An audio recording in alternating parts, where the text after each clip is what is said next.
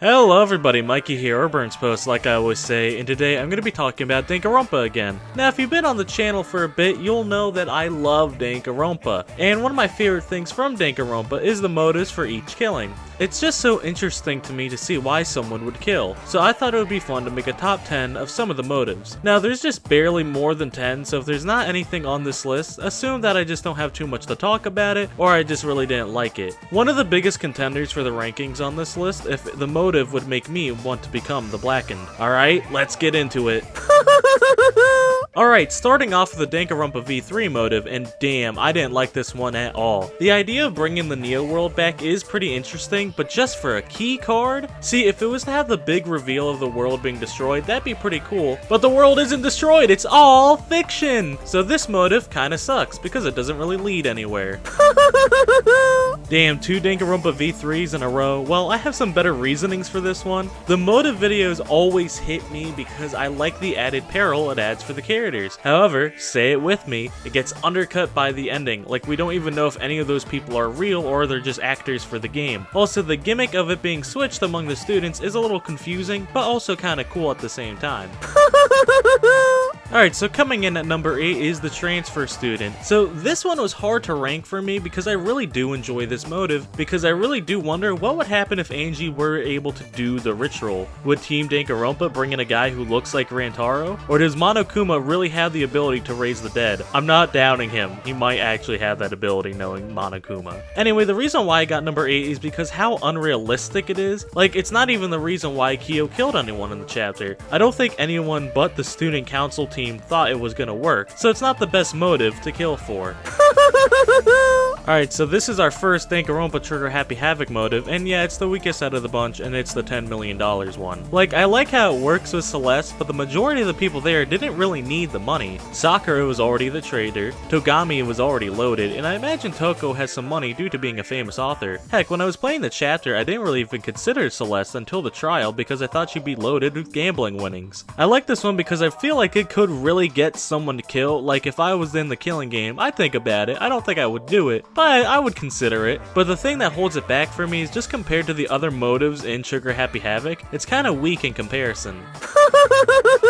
Alright, time for the first Goodbye Despair motive, and that is the Twilight Murder Syndrome game. And man, I did not like this one when I first played it. It's a pretty boring motive for killing, and it's very specific to only like 3 characters. And even still, Fuyuhiko didn't even want to kill Mahiru, he just wanted to know what happened. Although I do like what we got from it, from Mahiru, Peko, and Fuyuhiko's story, to the anime-only characters like Sato and Natsumi. It's just too specific for killing. Also, I hate to interrupt this video, but if you are enjoying this video, please subscribe and ring that bell.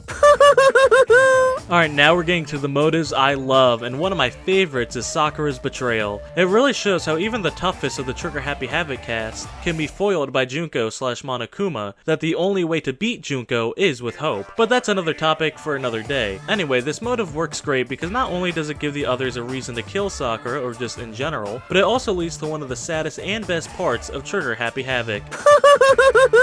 Now, onto the best motive of killing Harmony, and that is the First Blood perk. I think it's the best in the game because any motive that makes me want to kill, in my opinion, is a good one. I kinda wish someone other than Kaede would have used it because it would have been cool to see someone actually win without needing to survive a trial. I also wonder if it was a motive in any other game if someone else would have done it. But I also like how it has the added motive if no one dies, everyone else will die too. It's kind of like a dual motive in that sense.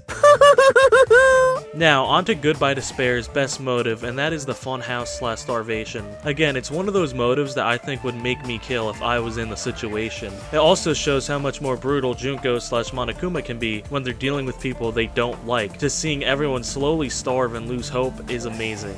In Danganronpa, of course.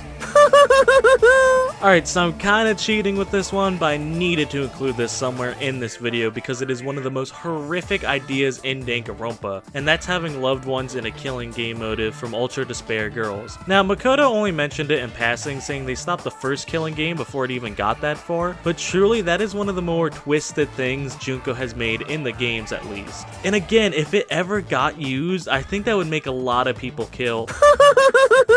Now, as you could tell from this video and anything else on my channel, you can probably tell that I'm heavily biased towards Trigger Happy Havoc, and it's for good reason, because in my humble opinion, I think it has the best motive in the games, and that's the very first, the motive videos. I think anyone can sympathize with the fact of seeing one of your loved ones hurt or in a dangerous situation. It's one of the reasons I can never think of Sayaka truly evil or cruel for what she did in Chapter 1. I think anyone would at least think about killing not only to save themselves, but to also save someone they care about. Or maybe I'm just messed up in the head.